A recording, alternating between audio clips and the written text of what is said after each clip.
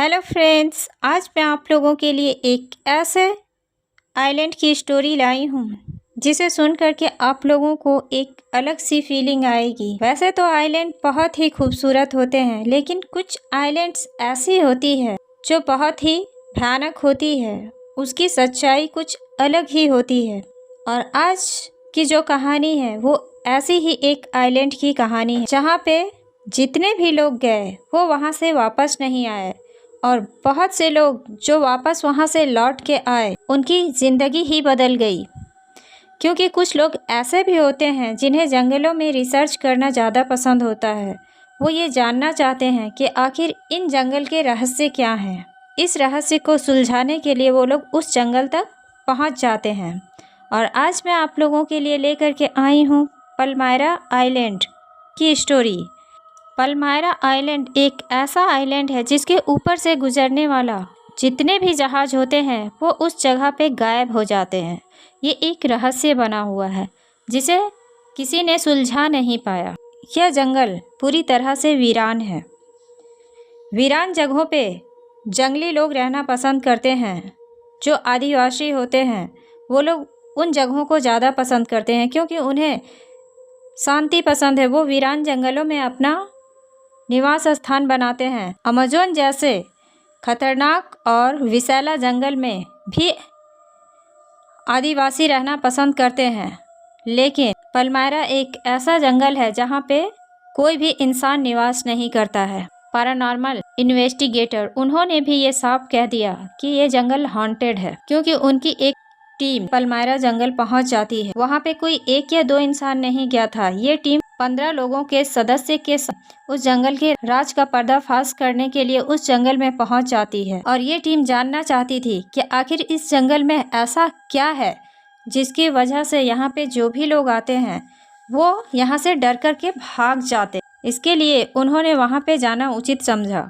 और जब ये वहाँ पे पहुँचते हैं तो ये लोग ये फैसला लेते हैं कि हम इस जंगल को एक्सप्लोर करेंगे और इस जंगल की सारी सच्चाई को बाहर निकालेंगे। और उन्होंने वहाँ पे ये फील किया कि कोई उनका पीछा कर रहा है। और रात के समय उन्होंने ऐसी भयानक भयानक आवाज़ें सुनी। ये आवाज़ें उन्हें इतना ज़्यादा खतरनाक और इतना ज़्यादा डरावना लग रहा था, वो 15 लोग दहल जाते हैं उस आवाज़ को सुन करके। ऐसा लग रहा था कि कोई उस जंगल में रो रहा है, कभी चीखने और चिल्लाने में तब्दील हो जाती। यह आवाज़ इतनी डरावनी और इतनी खौफनाक होती जा रही थी जिसकी वजह से उनकी टीम को डर सा लगने लगा था। ऐसा कौन सा प्रेत है, आत्मा है जिसकी वजह से लोग यहाँ पे टिक नहीं पाते हैं। और वो लोग उस चीज़ को जानने के लिए उस आवाज़ की ओर बढ़ने लगते हैं। जैसे जैसे ये लोग आवाज़ की ओर बढ़ रहे थे वैसे ही वैसे वो आवाज़ उनके और करीब आती जा रही थी। और इनके अंदर एक डर और एक सिहरन पैदा होने लगी थी। उन्हें ऐसा लगने लगा था कि कोई उनका शिकार करना चालू कर दिया है। उनके टीम में से एक सदस्य की चीखने की आवाज़ सुनाई देती है। और जैसे ही वो लोग पीछे पलट करके देखते हैं वहाँ पे उनका एक दोस्त नहीं था। वो कहाँ अचानक से गायब हो गया उन्हें पता नहीं चल पाता है। और वो लोग बौखला जाते हैं क्योंकि वो सब साथ में थे। जैसे ही वो थोड़ी दूर और बढ़ते हैं कि तभी उनके एक और सदस्य की चीखने की आवाज़ सुनाई देती है और उनका दूसरा सदस्य भी गायब हो जाता है। और अब इन्हें समझ नहीं आ रहा था कि आखिर हमारे साथ क्या हो रहा है। और ये लोग फैसला करते हैं कि हमें जल्द से जल्द अपने कैंप में चले जाना चाहिए। जैसे ही ये लोग अपने कैंप की ओर आगे बढ़ने लगते हैं वैसे ही इन्हें एक अजीब सी भयानक आवाज़ सुनाई देती है। और वो आवाज़ इतनी डरावनी, इतनी खौफनाक थी जिसे सुन करके वो लोग इतना दहल जाते हैं कि वो एक रूट में जाने के बजाय वो चारों ओर भागने लगते हैं। उन्हें सिर्फ इतना पता था कि हमें अपनी जान बचानी है, एनीवे एनी हाउ। और वो लोग इधर उधर दौड़ना चालू कर देते हैं। वो सारे के सारे बिछड़ जाते हैं। उन्हें ये तक पता नहीं होता है कि हम कहाँ जा रहे हैं। उनके हर एक टीम के सदस्य की जान जाती जा रही थी। सिर्फ 2 लोग ही उस टेंट तक पहुँच पाते हैं जहाँ पे उन्होंने कैंपिंग कर रखी थी।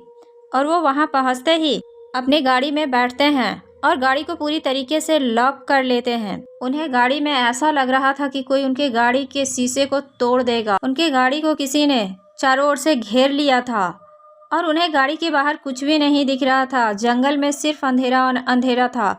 उनके दोस्त कहाँ थे उन्हें कुछ भी पता नहीं था। वो रात उन पे इतना ज़्यादा भारी पड़ती है कि वो लोग वहाँ से जल्द निकलना चाह रहे थे। लगातार गाड़ी चलाए जा रहे थे, लेकिन उन्हें समझ में नहीं आ रहा था कि आखिर रास्ता ख़त्म क्यों नहीं हो रहा है। वो आगे तो जा रहे थे, लेकिन रिटर्न बैक वो उसी जगह पे आकर के उनकी गाड़ी रुक जाती थी। वो इस चीज़ को समझ नहीं पा रहे थे। उन्हें ऐसा लग रहा था कि कोई उनका पीछा कर रहा है, कोई है जो उनके गाड़ी के साथ साथ चल रहा है। वह होती है और वो दोनों ये देखते हैं तो उनके होश उड़ जाते हैं कि उनके जितने भी साथी थे वो उनके गाड़ी के चारों ओर बिखरे पड़े थे। किसी का हाथ था तो किसी का पैर था तो किसी का सर। वो ये समझ नहीं पा रहे थे कि आखिर इन्हें किसने मारा, कि ये हालत किसने की।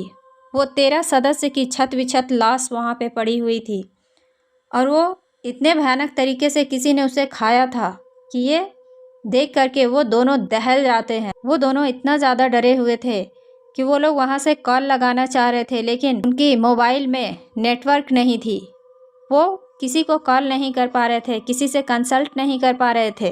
वो बहुत ज़्यादा डरे हुए थे। वहाँ से सिर्फ उनकी तस्वीर वो ले पाते हैं अपने कैमरे में, ये रिसर्च करने के लिए कि आखिर हमारे दोस्तों के साथ क्या हुआ। और वो रात भर गाड़ी ड्राइव किए हैं, लेकिन उनकी गाड़ी उसी जगह पे कैसे आके पहुंच जा रही थी उन्हें कुछ भी समझ नहीं आता है। और वो दोनों दोस्त इतनी स्पीड से उस गाड़ी को भगाते हुए उस जंगल से बाहर निकलते हैं। ये बात समझ आ जाती है कि वो कैसे बचे, क्योंकि जब वो उस जंगल में आ रहे थे तो उन्होंने जंगल में पहुंचने से पहले अपनी कुल देवी की पूजा प्रार्थना की थी। और उस समय वहाँ पंडित जी ने उन्हें एक रक्षा सूत्र दिया था और कहा था कि इसे हाथ से मत उतारना। और वो दोनों दोस्त उसे पहन करके उस जंगल में एंटर किए थे, जिसकी वजह से उनकी जान बच गई। लेकिन उनके और जो टीम के सदस्य थे वो बच नहीं पाए। उन्हें किसने मार डाला दोनों दोस्त नहीं बता पाते हैं, क्योंकि इन्हें खुद पता नहीं था। और अगर किसी जानवर ने उनका शिकार किया तो उनकी डेड बॉडीज कहीं और होनी चाहिए थी, ना कि उनकी गाड़ी के चारों ओर। आखिर इस जंगल में उनके साथ क्या हुआ। लेकिन इतना वो दोनों ज़रूर समझ गए कि ये जंगल हॉन्टेड है और यहाँ पे आत्माओं का वास है। वो वहाँ पे टिक नहीं पाए। जितने भी लोग गए वहाँ पे डर कर ही भागे हैं। दोस्त सिर्फ ये देखते रह गए थे कि कैसे कोई उनके दोस्तों का शिकार कर रहा है। उन्हें ये तो समझ आ रहा था कि कोई उनके दोस्त को उनके ही पास से उठा ले रहा है, लेकिन कौन। तो thanks for watching this story guys. अगर आपको हमारी ये स्टोरी अच्छी लगी हो तो प्लीज़ लाइक एंड सब्सक्राइब ज़रूर कीजिएगा।